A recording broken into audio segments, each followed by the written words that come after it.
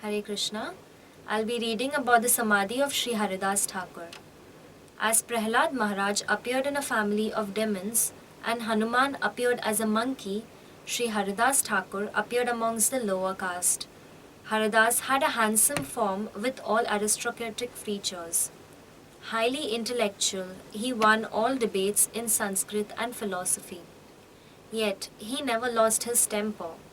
In his youth, he became famous for his extreme devotion and asceticism.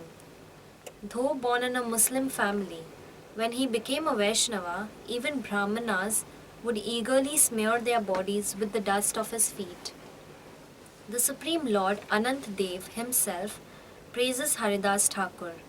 Even Lord Brahma and Lord Shiva always desires to associate with such devotees as Haridas, and the demigods desire to touch the transcendental body of Haridas. Simply by saying his name, Haridas, one will be promoted to Krishna's abode.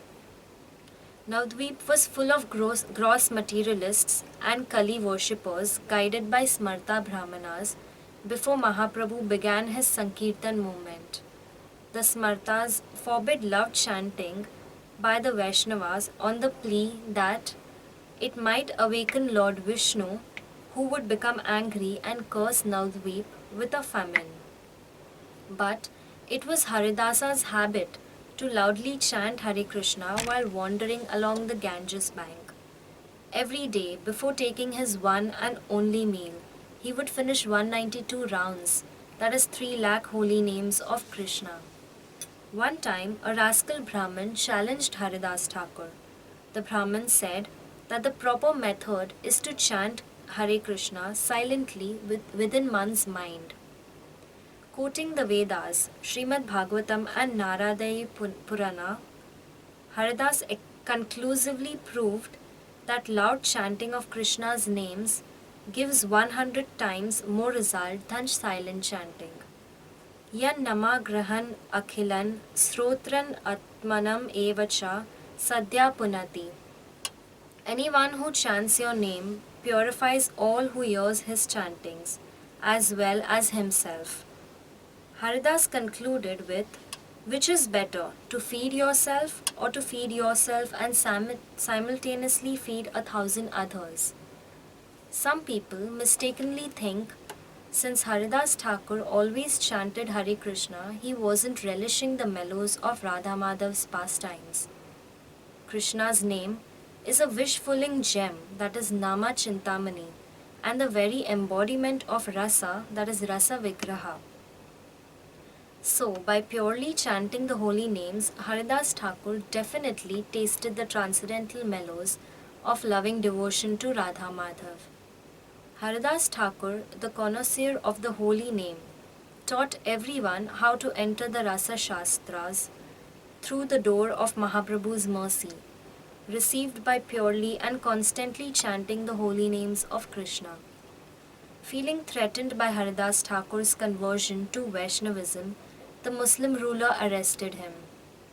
To enlighten the Qazi, Haridas said, all living entities in creation are inspired by the Lord in the heart to act in different ways. People of different religions praise the Lord's holy names and qualities according to the view of their scriptures. The Supreme Lord accepts everyone's mood.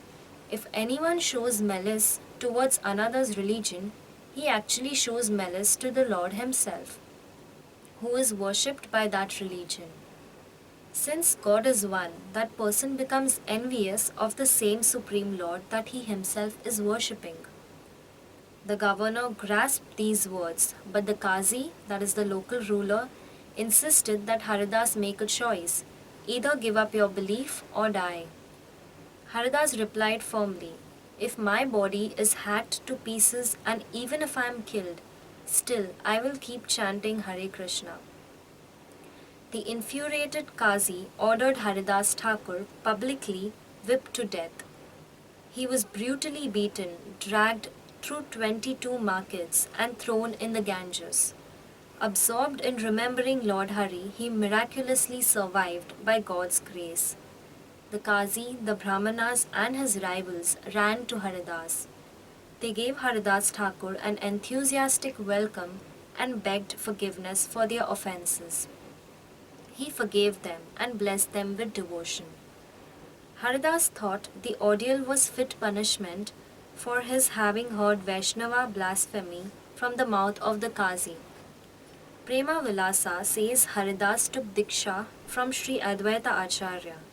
Haridas Thakur exerted immense influence from the start of Sri Chaitanya's Sankirtan movement. Teaming up with Lord Nityanand, he spread Krishna consciousness in Bengal.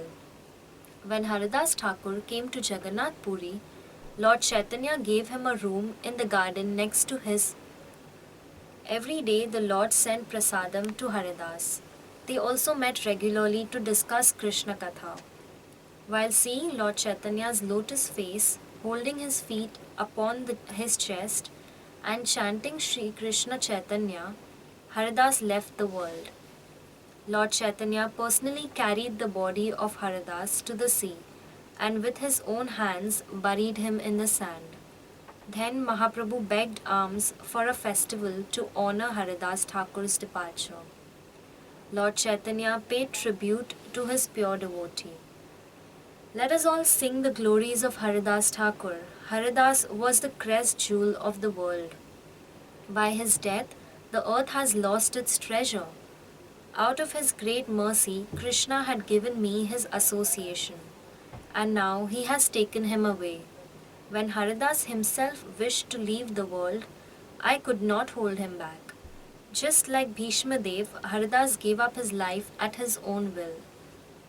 The Samadhi of Haridas Thakur is located by the sea in Jagannath Puri. Shri Harinam Acharya Srila Haridas Thakur ki Jai. Hare Krishna, Krishna Krishna, Hare Hare, Hare Ram, Ram Ram, Hare Hare. Thank you.